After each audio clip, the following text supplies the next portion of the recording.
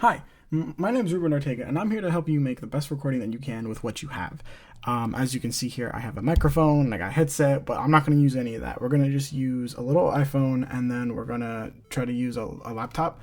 Right now I have a MacBook, but if you have an Android or you have just some other laptop, you can get a program called Reaper, which will allow you to keep up and do what we're doing.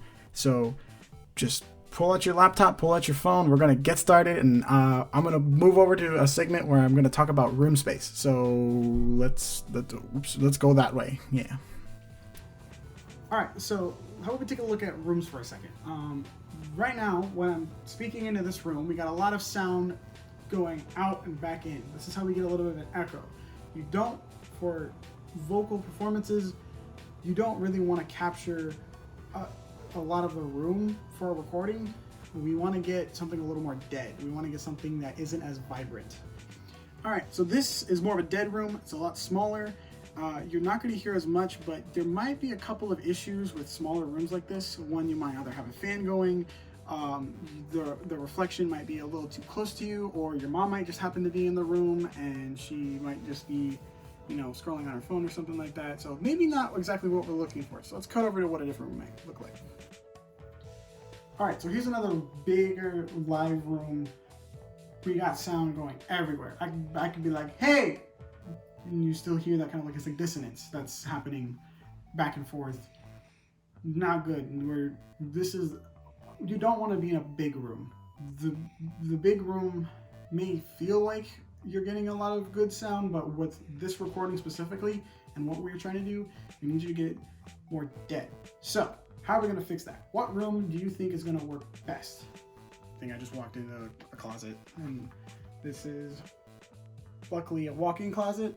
So as long as I'm speaking into the fabric, it's going to capture most of that sound and not reflect it back. We don't want the sound to come in and then come back. So this is perfect. Even if you're in a smaller closet and you just happen to like move all of this aside and speak into that would definitely work too. So let's talk about technique.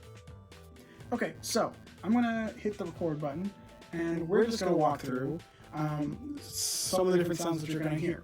So if I leave this over here, I'm gonna start putting this up.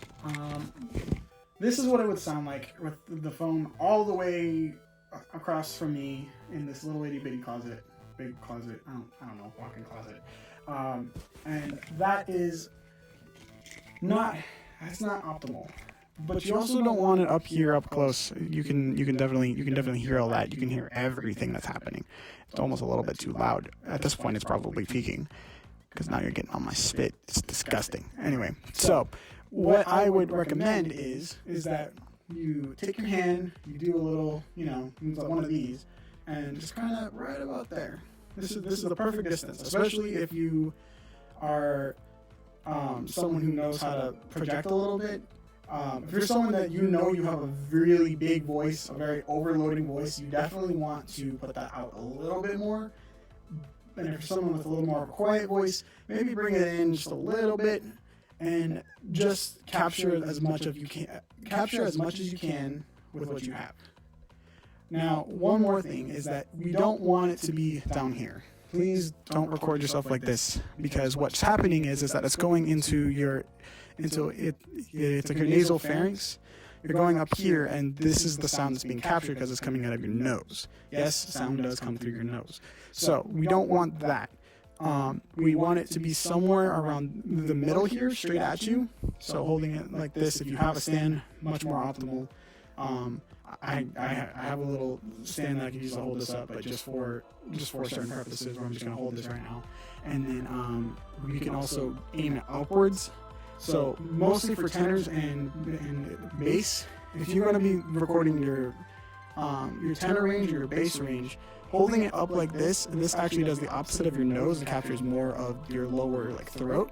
So you'll capture more lower frequencies. One more thing that you can do is, as you saw, I propped this up right here on whatever this little thing is that's hanging off of the closet. Getting here and recording it like that so your hands are not on it is also acceptable. If you have it's like a dresser or you have some way to maybe hang it up on your coat rack, more optimal if you can have it so you're not holding it. But we definitely want to be recording it into the clothes. So I can't exactly demonstrate that well, but now you kind of get where we're going at. So let's move on to the next part. What you're going to do beforehand is that you're going to get your laptop out, what we're going to be using for the rest of this assignment, and you're going to put the song up so you can hear it on some headphones. This is just some headphones I had laying around.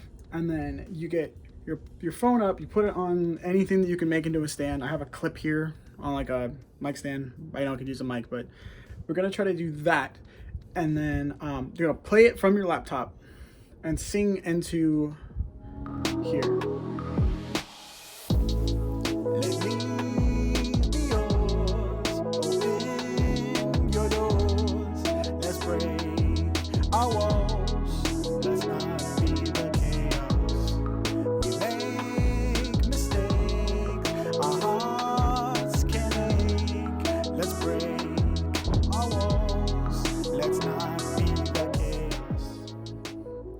And that's pretty much it.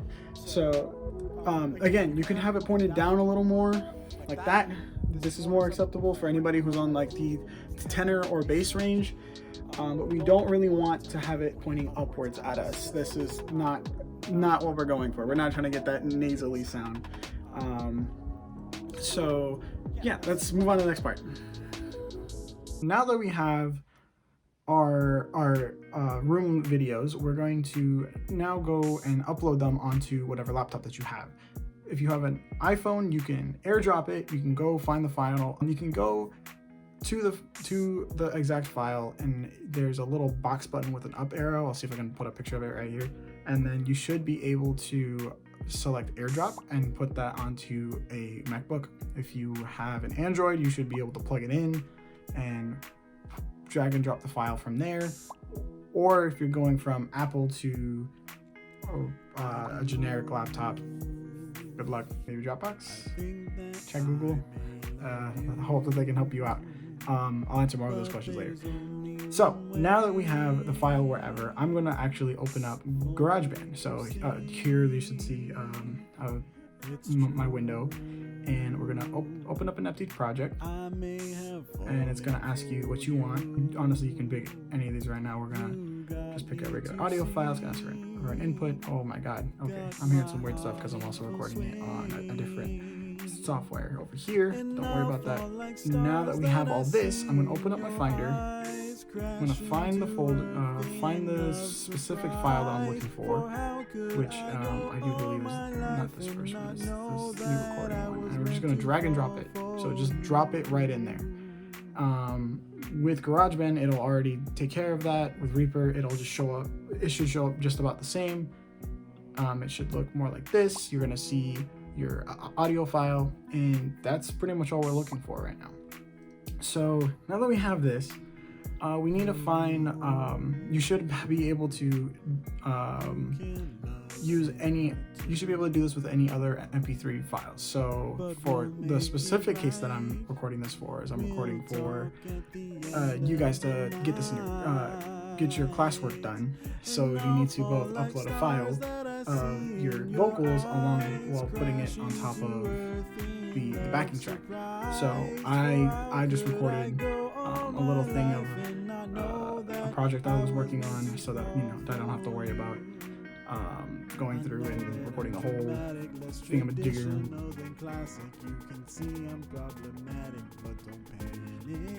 Okay, so I'm gonna drag and drop that, and now that I have the file, I can actually move either of the files left and right, so that way I can align them and put them where I need them to be. And so I'm going to line up my file approximately where I think it's going to be, and then I'm going to play that back. You can either hit the space bar, or you can hit play at the top. Up here you'll see that I have a play button. In Reaper you should, I don't remember where it's at, but there should be a play button right there. Okay, so I'm going to quickly move this where I need to move it. I'm going to show you how to export it.